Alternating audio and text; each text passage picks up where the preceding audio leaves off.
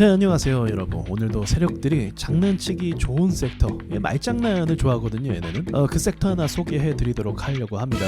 자, 지금 제가 기사를 띄우고 있죠. 토큰 증권 제도화 임박, STO 증권 말하는 거거든요. 이 부분에 대해서 오늘 이야기해 볼게요.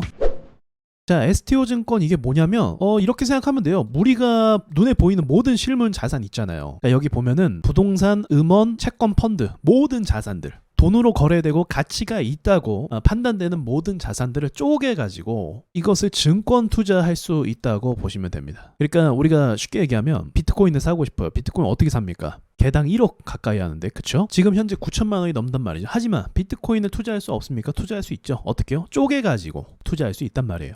같은 맥락이라고 보면 돼요. 이제 부동산도 개인이 물론 이제 지분 참여를 통해서 사람들을 모을 수도 있지만 그보다 더 이제 공개된 시장에 오픈을 하면 이 자산을 사람들이 쪼개서 보유할 수 있다는 거예요. 이게 지금 제도권에 들어올 예정입니다. 그러니까 합법화가 될 예정이란 말이에요. 그러면 이 기사에 나오는 것처럼 부동산 포함해서 음원 역시도, 또 영화 산업 역시도 사람들이 시장에 참여해서 투자 수익을 얻을 수가 있는 거예요. 그러니까 이 시스템은 사실 굉장히 자본주의적인 시스템인 거죠. 그렇다면 중요한 건 이 관련주들이 이미 이 법안이 통과될 것을 알고 주가가 그냥 하늘 높이 올라갔다면 이야기할 수 없죠. 너무 고평가된 자산이고 제가 여러분한테 소개하는 게 의미가 없겠죠. 재료가 좋으면 뭐합니까? 내가 살려고 하는 정작 그 관련 주가 비싸다면 의미가 없는 거죠. 저는 지금이 투자 시대라고 생각을 하거든요.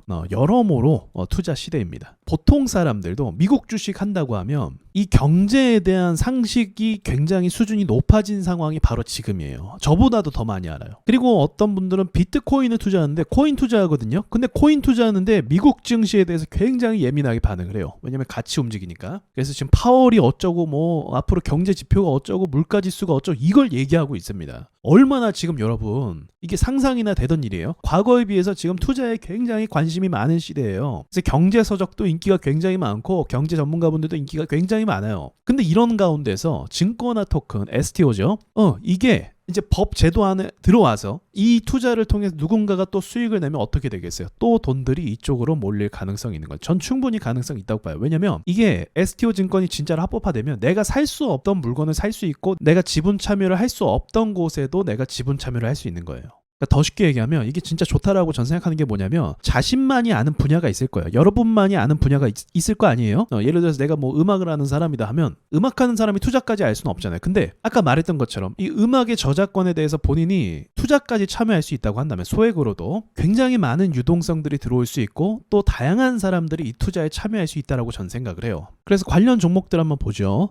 대표적인 종목이 갤럭시와 머니트리죠. 보시면 코인 시장이 좋으면 같이 반응을 좀 했었던 걸로 기억을 해요. 근데 코인 시장이 최근 들어서 굉장히 좋지 않죠. 그래서 주가 역시도 잠깐만 올랐다가 그 뒤로 계속 하락하는 이런 모습을 반복적으로 보여주고 있습니다. 그리고 STO 증권 관련주로 하나투자증권도 같이 엮인 적이 있거든요. 이 종목 역시도 오르다가 다시 내려오는 모습을 보여주고 있어요. 그리고 K옥션, 서울옥션 이 종목들도 강한 건 아닌데 지금 이렇게 바닥을 향해 가고 있습니다. 매출이 좋지 않아서 특별한 돌파구를 찾지 않으면 회사가 성장하기 굉장히 어려워요. 그리고 이쪽 관련해서 스테이블 코인도 같이 연동될 가능성이 있거든요. 그래서 카카오페이라든지 또는 네이버라든지 이쪽 섹터에 관련된 회사라고 또 볼 수가 있어요. 네이버 주가도 여러분이 보시다시피 굉장히 오르지 못하고 있는 모습을 보여주고 있죠. 이게 누르는 시간이 길면 길수록, 보합을 가는 시간이 길면 길수록 나중에 뭔가 호재를 받아서 튀어오를 때 강하게 튀어오를 수 있는 그런 특징이 있어요. 이건 차트 분석적인 거거든요. 그래서 그런 특징이 있기 때문에 뭔가 재료만 좀 제대로 엮이면 매출은 이미 탄탄하기 때문에 재료 문제예요, 항상. 그래서 재료가 좀 좋게 뽑히면 제 생각에 네이버도 다시 한번 부상할 수 있는, 상승할 수 있는 그런 여지가 있다고 생각은 해요. 그러니까 네이버는 항상 별개 얘기인데 상황으로 좀 돈을 많이 벌었어요. 그러니까 독자적으로 뭔가를 만들고 개발해서 성공한 회사라고 보긴 어려워요. 그러니까 IT 기업인데 뭔가 혁신적인 어떤 도전이 있었던 건 아니고 지금 상황이 그렇게 만들어지면 그 상황에 맞는 플랫폼을 만들었습니다. 그래서 그것을 통해서 계속 돈을 잘 버는 건 맞아요. 그러니까 예를 들면 카카오 메신저가 나왔을 때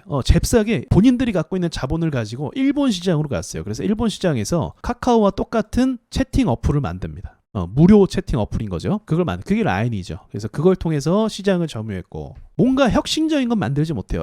네이버에서 만든 AI가 있거든요. 클로바 AI가 있는데 성능이 진짜 별로입니다. 근데 그쪽 네이버에서 AI 연구하던 사람이 따로 나와서 지금 이제 상장을 준비하는 것 같아 보이더라고요. AI 기업으로서. 근데 그거 그대로 갖고 온 것 같더라고요. 제가 상장한다고 해서 한번 알아보고 또 사용해봤거든요. 와, 성능이 진짜 안 좋아요. 오답을 계속 내요. 오답을. 그러니까 잘 모르는 거죠. 모르는데 아는 척하는 게 제일 문제인 거거든요. 근데 모르는데 아는 척해요. 그러니까 저는 그게 이 기업의 한계라고 생각을 해요. 하지만 돈은 그럼 어떻게 그동안 벌었냐?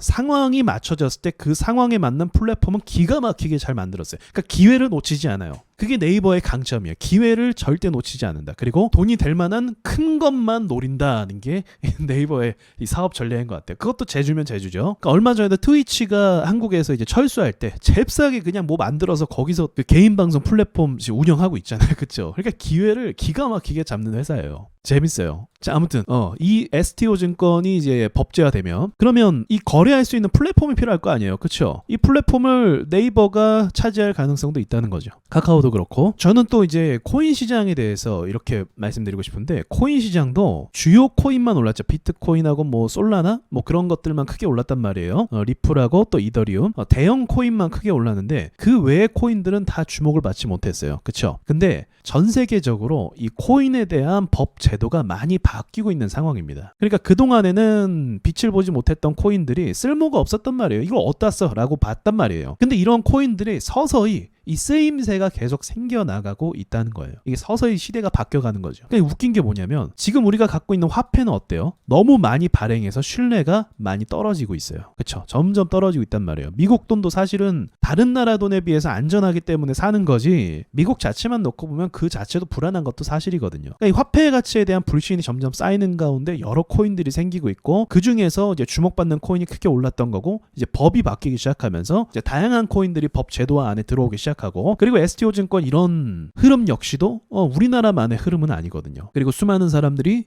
투자에 대해서 많은 관심을 갖고 있고 그리고 투자가 아니면 사실 돈을 벌기가 힘든 시대이기도 하고 이런 종합적인 니즈가 다 맞아 떨어져서 제가 봤을 때는 이쪽 섹터가 꽤 괜찮다. 세력들이 걸고 올릴 수 있을 만한 여력이 많이 있다고 생각이 듭니다. 자, 재밌죠?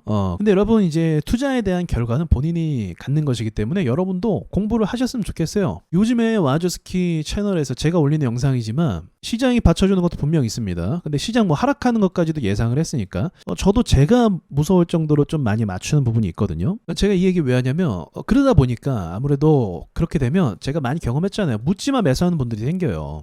저 사람이 얘기하면 올라가니까 무조건 사는 거죠. 그러지 마시라고요. 저도 실수할 때가 있습니다. 그러나 제가 영상 올리는 이유는 그래도 여러분을 위해서 제가 판단했을 때 이건 좀 괜찮은데? 이건 좀 정보로 나누고 싶은데? 라고 하는 걸 제가 공유를 하는 거예요. 그러니까 무슨 말인지 아시죠? 그러니까 참고하시고 여러분 성공 투자하셨으면 좋겠습니다. 마칠게요.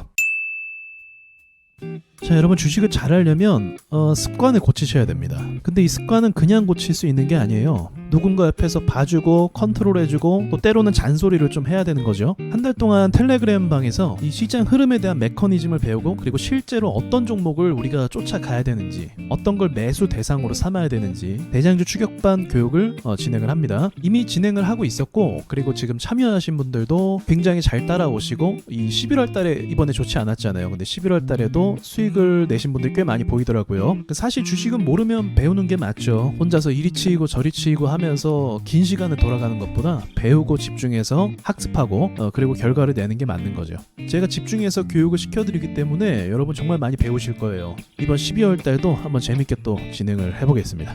자, 관심 있는 분들은 댓글을 참고하셔서 와준 인사이트에서 신청을 해주시면 됩니다. 그럼 교육 때 뵐게요.